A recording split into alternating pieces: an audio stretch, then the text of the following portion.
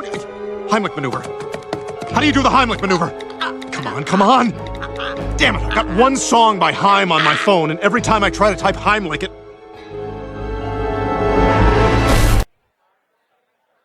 Chris? Meg?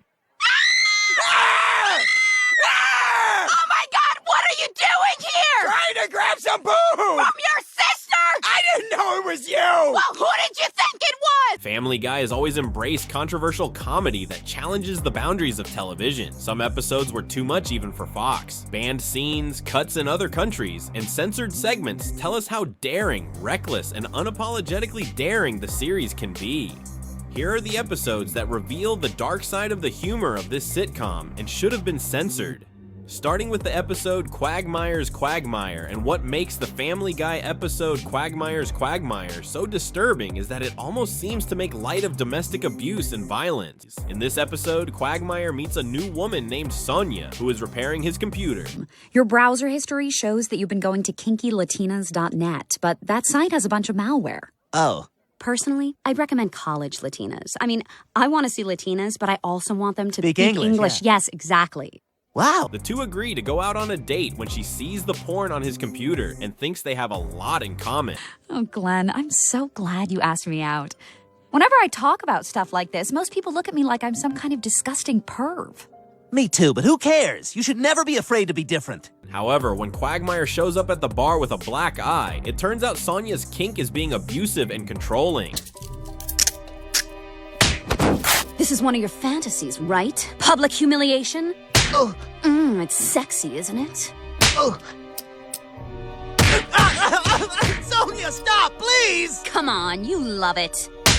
It takes his friends, including Joe in his role as a police officer, to save him from Sonia. What the hell? Like I said, you're going to jail. Oh my God, Joe, that was so close. How'd you know the gun would jam? It didn't jam, Peter. The gun was never loaded. Sort of had a mental breakdown in April. No more bullets for this guy. Quagmire admits he prefers to be in control. It makes light of the subject matter. You know, I guess what I realized from all this is that when it comes to relationships, I need to be the kinky one. We're just glad to have you back, Quagmire. Yep, and it's good to put all those troubles behind us. Deep Throat from Season 4 sees Peter and Lois teaming up to perform folk music at a local talent show. Oh, your old guitar. I haven't seen that thing in ages. Well, Lois, I thought you and me could do a song for the talent show. Perhaps bowing to the stereotype, the married couple begin consuming some mind-altering substances beforehand. And over there on that wall. He wants to have sex with me so bad. In one scene, Brian and Stewie walk into the living room and find the couple lounging on the couch and acting. Hey, Brian, what's up? Hi, Lois? Peter? Brian, did you know this couch was here? Well, you know, in the Fox TV broadcast, Lois and Peter have underwear on, but in the uncensored version, both are nude. Hey, Brian. He's knocking on the back door. And furthermore, the uncensored scene adds some extra suggestive dialogue, with Lois asking Brian if she should let Peter perform a certain act. Well, you two are busy being nude, so, we'll just, head out and, let you be nude. Family Guy isn't afraid to go to some terribly dark places. The episode Turban Cowboy contains one of the most horrifying cutaways in the show's history. Get off my plane! Get off my plane! Get off my plane! All right! Yeah, this is amazing! I know, it's unbelievable. As it depicts Peter driving through the Boston Marathon and killing many people. I'm Bob Costas, here with Boston Marathon winner Peter Griffin. Peter, how did you do it? I'll tell you, Bob, I just got in my car and drove it. And when there was a guy in my way, I killed him. The moment is dark enough on its own, but it also aired in March 2013, roughly 1 month before the Boston Marathon tragedy. Holy crap, this is awesome! I haven't felt a rush like this since I won that marathon.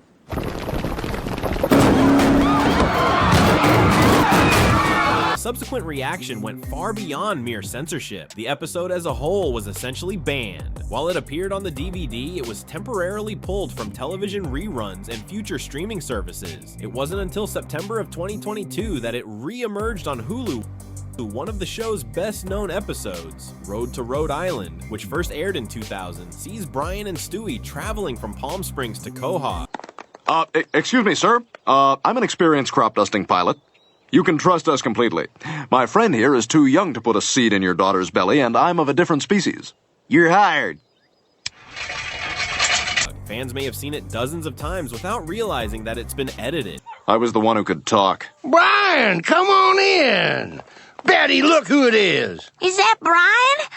Oh, and you brought a little friend. Well, I bet you're a hungry little fella. Yes, and I'll bet you lost your virginity to a mechanical bull. Now change me! It involves a scene in which Stewie sings a song and distracts airport security from seeing the weapons in his luggage. On the good ship, lollipop, it's a sweet trip to the candy shop. He then makes a quip about Osama bin Laden, and viewers see the latter figure employing the same diversion tactic. Let's hope Osama bin Laden doesn't know show tunes. God, I hope I get it. I hope I get it. Speaking of banned episodes, Fox originally pulled the release of When You Wish Upon a Weinstein. Math. Math, my dear boy, is nothing more than the lesbian sister of biology. Fearing that some would see it as anti-Semitic. It wasn't broadcast on the network until 2004, years after its intended air date. Lois asks Quagmire for his car. Forgive me for pointing. Quick, I need to borrow your car. I've got a bar mitzvah to stop. No problem. Let me grab my keys. Prompting him to dig around his pockets for his keys.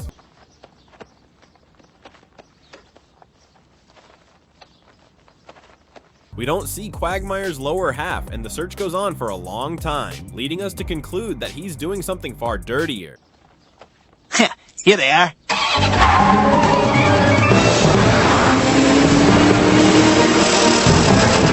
This prolonged segment is reportedly edited down in the censored version of the episode where he finds his keys quicker. Like partial Terms of Endearment was deemed so problematic that it was simply banned from television altogether. In the episode, Lois becomes a surrogate mother for a college friend. We can't have children. We've conceived many times, but for some reason the eggs won't attach, and it was suggested that I find a healthy woman who would consider carrying our child to term. And well, Lois, that's why we're here. We were wondering if you would be our surrogate. Oh my God. But when the friend and her husband pass away in a car accident, Lois gets an abortion. A devastating pileup on I-95 has injured 8 people and killed 2 others. Naomi and Dale Robinson were pronounced dead on arrival at Quahog Hospital. Oh my God. Mr. Griffin, it's a very simple, safe procedure in which we very precisely and delicately remove the embryo. We do it all the time, and I promise it's virtually risk-free. Well, I have to say I feel a little better about it. This storyline was thought to be far too sensitive for television, and Fox decided against airing the episode. Hey, what are you guys belly aching about? Sir, we are doing all that we can to stop the killing of millions of unborn babies. If you have a few moments, I'd like you to watch this video presentation. Yeah, I got a few minutes. My wife's getting an abortion. They also requested that other channels, including Adult Swim, honor their wishes. What the hell are you doing? Have you lost your mind? Don't you worry, unborn fetus child. I am here to save you and protect you. I have seen the light. Bless you, sir. You should be very proud of yourself. Oh, I am. There has been more than one episode where Peter Griffin is at death's door. There was also the very notorious episode where Brian actually died. Oh my God. Brian, no. I can't believe it. You really... Damn it, Brian, you can't die. We were going to do so many things together. We were going to become windsurfers. This episode takes both of those ideas and threatens them in the same episode named New Kidney in Town. As expected with Peter Griffin, he does something very stupid and almost dies because of it when he drinks kerosene. Whoa, hang on, you're adding kerosene? Peter, that's insane. That'll destroy your body. Kerosene is fuel, Brian. Red Bull is fuel. Kerosene is Red Bull. Now, why don't you leave me alone while I'm doing my important work? See, Brian? I feel great. Peter? Peter, are you alive?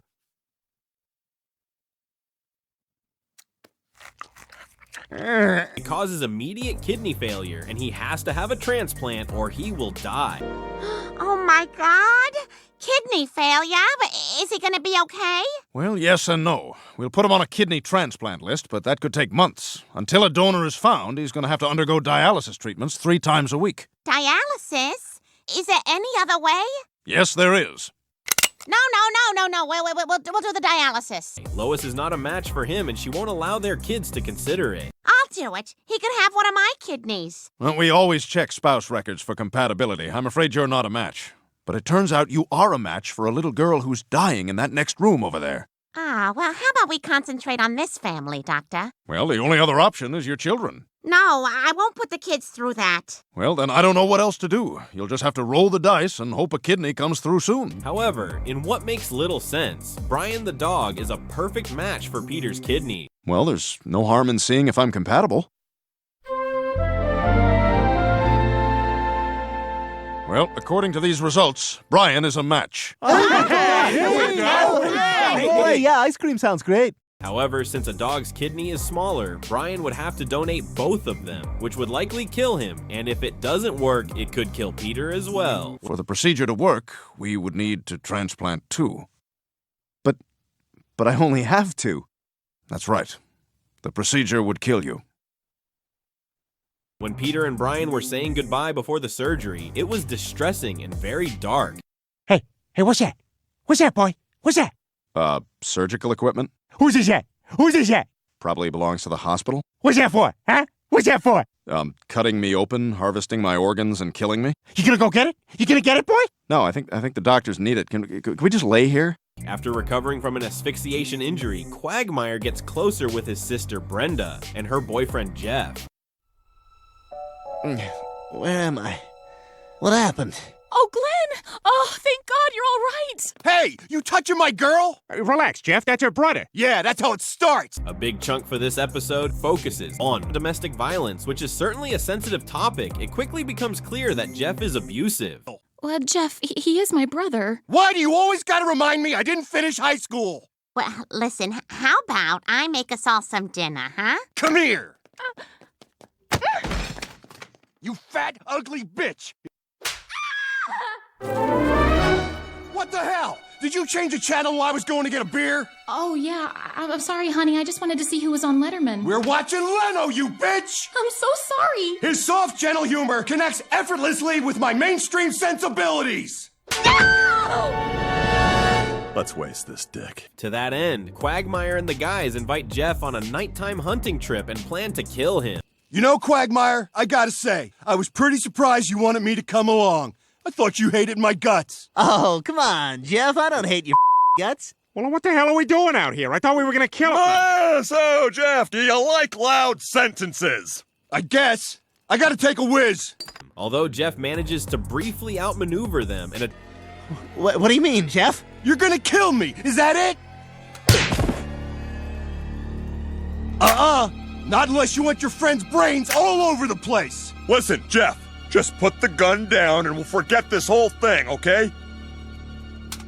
Attempts to choke Quagmire to death.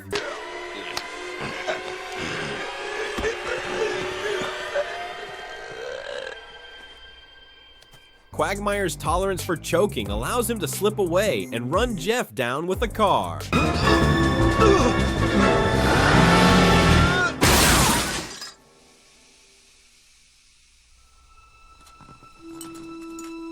Later, Brenda is distraught when told that Jeff left her. P.P.S. I really love Grape Ape. The end. Wow. I guess he's really gone.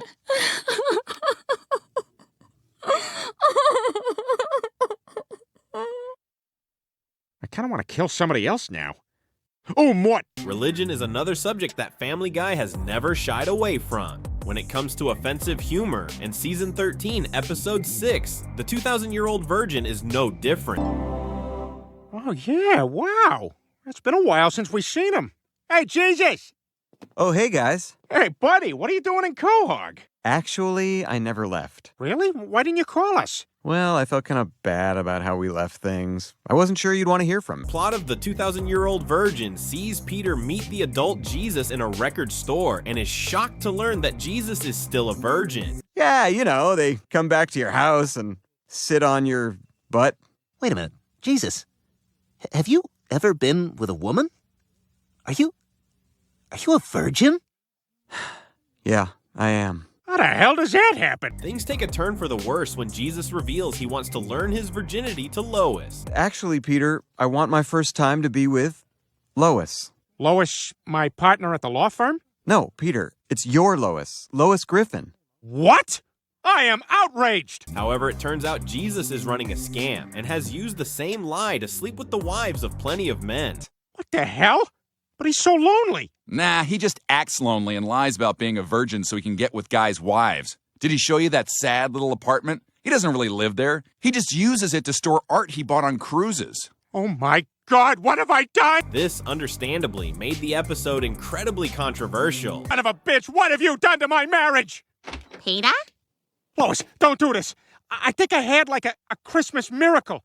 I realized I don't want other people humping my wife for a chair. It's okay, Peter. Nothing happened. It didn't? No, I couldn't sleep with him. Season 13, Episode 4, Brian the Closer sees every character indulging in their absolute worst traits.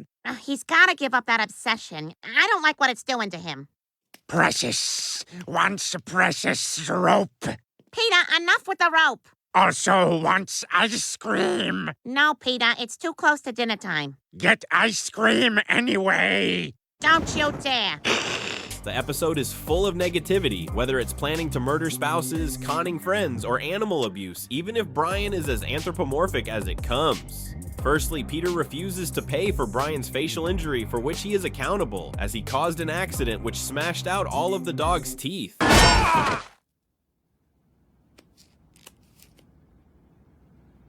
My teeth! Oh, man, I'm real sorry about your mouth, Brian. Damn it, Peter, what were you thinking? This has to be the stupidest thing you've ever done. You gotta take me to the dentist to get my mouth fixed. Brian, we can try to make you feel a little less repulsive, but we're not spending human money on a deformed animal. What? Well, what am I supposed to do? I don't know. But here, you can have this back. It's boring. It doesn't do anything. You know what? Go to hell, Peter! In one of the rare times, Quagmire is a decent human being and friend by fixing Brian's face. Take this. What is this? That's my dentist. He'll bill me. I've got an account. You got an account with a dentist? He sells me nitrous at wholesale. I bang his wife. Those both sound like things for you. Look, you want his number or not? I won't forget this, Glenn Quagmire. Brian responds by conning him, selling him a horrible home with countless problems. All I can say is, underpriced waterfront property that's guaranteed to appreciate in value. That's all I can say. Oh, wait, are you bothered by sorority noise, though? I don't know, Brian. I don't know if I'm a real estate investor. Well, you might surprise yourself. What the hell?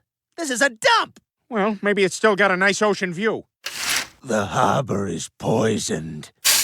Damn it, Brian screwed me! That's why I've never made any major investments with my dog. What am I gonna do? I sank my entire bonus into this place! Brian is shown to be a self-centered and pathetic character on many occasions, but this episode risks making him too unlikable. Character. I'm ashamed of myself, because I am none of the things you are. You're honest and direct and compassionate, and that is 72 hours. Enjoy your crap hole, dumbass! You son of a bitch! However, darkest of all, Bonnie buys a home on a cliff edge because it will be easier to roll Joe to his death. I still don't get why you want to see this house. The foundation is totally out of whack. I mean, the whole house is slanting down to that cliff over there. Uh-huh.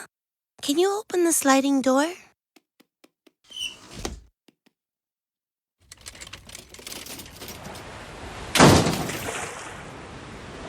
I'll take it. Stewie and Brian teaming up for a wacky adventure is usually what makes for the best Family Guy episodes. However, this particular one takes their friendship into some uncomfortable and disgusting territory. You okay? I'm terrific, and that is so sweet of you to ask. You really are a natural caregiver, aren't you? Do you mind not texting? Sorry, just finishing right now. Almost done. They're all finished. When he becomes worried that he and Brian's relationship is falling apart in Season 13, Episode 12. Stewie is enceinte. This isn't fun for me, watching you text. No, this is great. Yum. But I gotta go. I have a date. This is serious, Rupert. I'm losing him. If we're going to fix this relationship, we need a baby, and we need it now. Stewie secretly takes some of the dog's DNA and impregnates himself with it.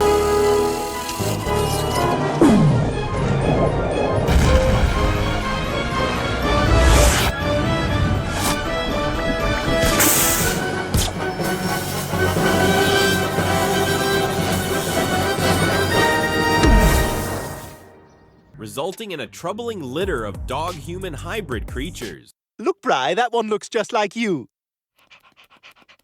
Huh.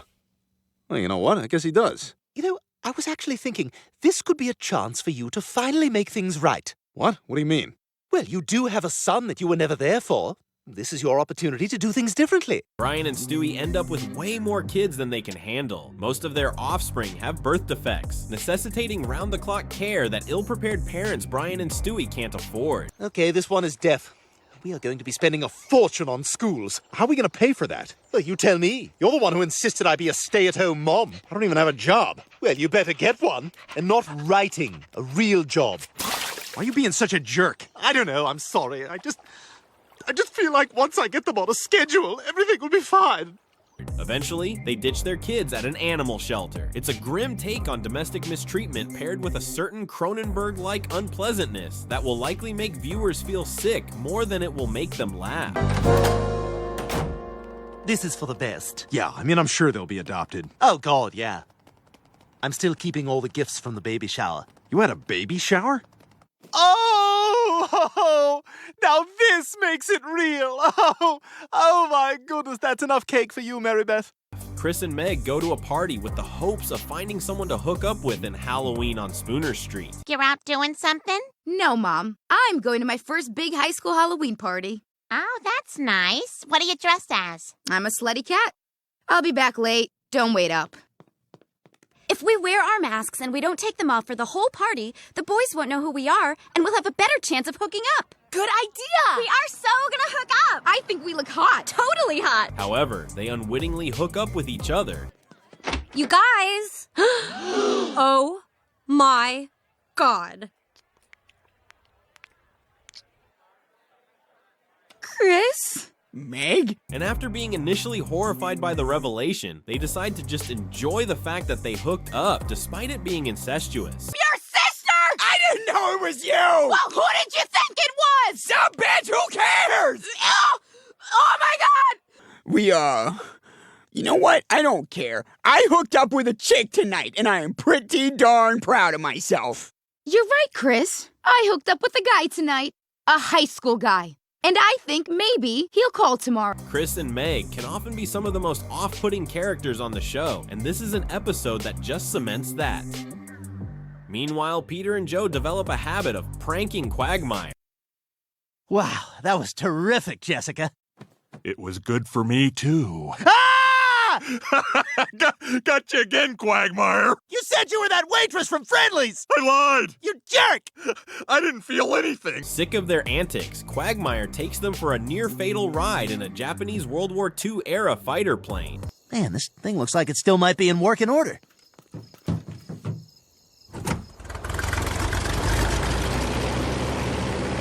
You guys want to go for a ride? Ah, sure. Hell yeah. Not only does the storyline feel very forced in its way to a very obvious punchline. Here. Yeah, this thing handles pretty smooth, doesn't it? Feels right. Feels kind of like something I was meant to fly, you know? Hey, there's Quahog Harbor. Look at all those old naval vessels. There are a lot of racial jokes made in order to reach that moment that feel lazy and ugly. What the hell's the matter with you? What are you, nuts? Shut up, round eye!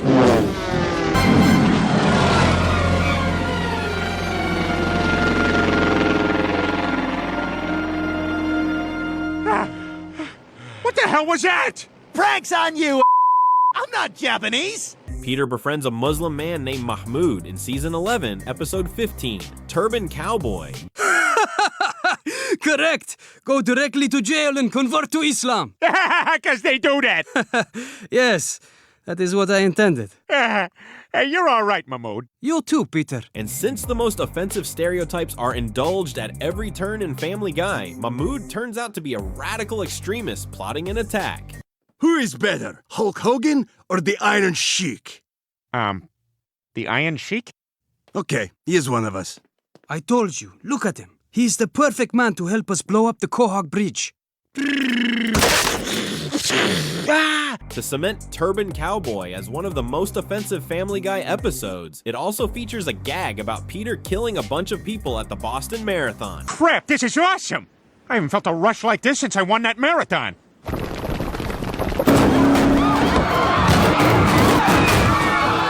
I'm Bob Costas, here with Boston Marathon winner Peter Griffin. Peter, how did you do it? I'll tell you, Bob, I just got in my car and drove it. And when there was a guy in my way, I killed him. Family Guy has tackled stereotypes many times before on the show, but as the sharp writing of the show started to fade in later seasons. Well, I gotta go down there right now and tell Mahmood we can't be friends anymore. Wait a minute, Peter. This could actually be an opportunity. You're already in their group. They trust you. If you can find out what they're planning next, we might actually be able to stop an act of terror. Turban Cowboy showcased just how unafraid Family Guy is to make light of taboo subject.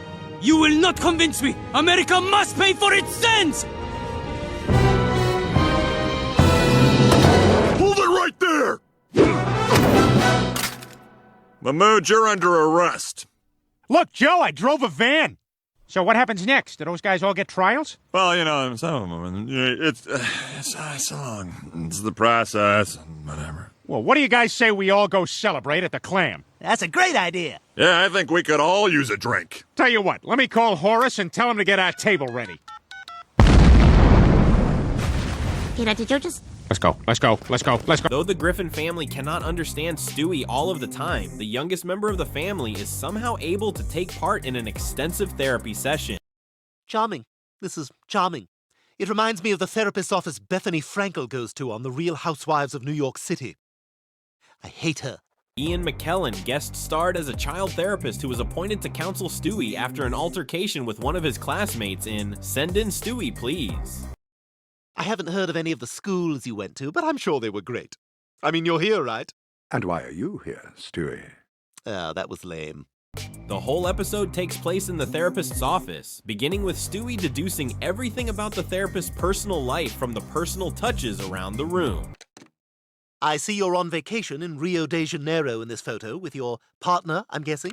Or is he your husband? Throughout the episode, the therapist gets Stewie to open up and reveal that he fakes his pseudo-British accent. I'm not following. The accent. The accent? You speak with a British accent. Yes, I'm aware. However, Stewie doesn't like someone knowing his secret and decides not to save the therapist when he has a heart attack. And that's you. I don't understand. Why aren't you getting my medication? Yeah, listen, you're not gonna like this. Please, there's not much time. It is another experimental episode for the show, and an interesting one that explores different facets of Stewie Griffin. I guess that's what happens in therapy, though. No, it's not. Ah, you're right, that didn't make much sense. However, though Stewie has killed people in the past, seeing him do it in this cold fashion, seeing a man beg for help and decide it is in his best interest to let him die, is the darkest thing the character has done.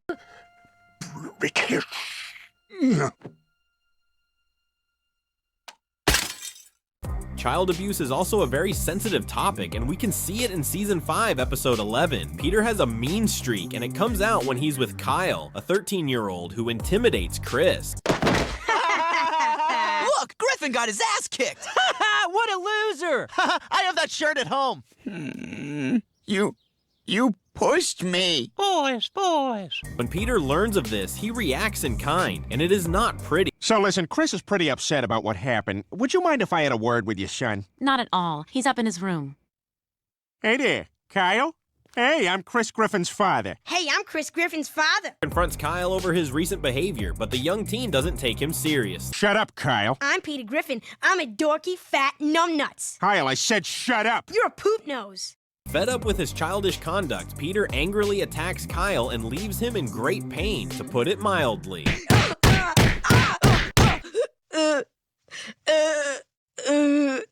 While, admittedly, Peter's reaction is a little satisfying, it doesn't take away from how disturbing the whole thing is.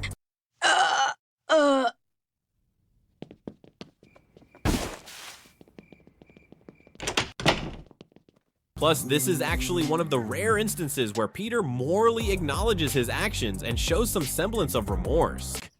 Hey, listen, sorry about beating you up. I felt pretty bad about it. Hey, this look like a spaceship to you? Sorta. Huh. Well, I never was very good at building things. In the episode Dead Dog Walking, Brian gets married to Jess, a woman with cancer. However, after her cancer is cured, Brian is less than enthused. Jess is going to live. Brian, did you hear that? Mm-hmm. Stewie, I've got to get out of this. Jess gains weight due to overeating now that she can stomach more food. While she's stuffing her face at a restaurant, she starts choking. Brian doesn't understand what's happening at first. Huh? Oh, yeah, sorry, got it.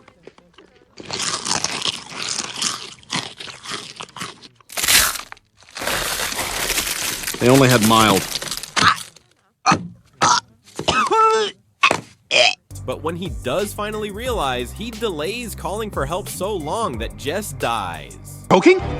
She's... Someone... I don't... Heimlich maneuver. How do you do the Heimlich maneuver? Come on. Damn it, I've got one song by Heim on my phone, and every time I try to type Heimlich, it... Until the funeral. I would give anything if she were still here with me. I'm okay. It's a miracle. Brian later admits that he viewed letting her die as the only way out of their marriage. Okay, fine. I probably could have done more to save your life. I was just so unhappy being married. I guess I felt letting you choke was my only way out. God, that sounds awful. Maybe I did deserve to die. Jess also proves willing to have him killed, but it doesn't make Brian's potential manslaughter by inaction any less terrible. Well, and I should have kept taking care of you instead of bringing you here to have you killed. Maybe I deserve to be with someone who let me die. Maybe we deserve each other. It does seem like we're meant for each other.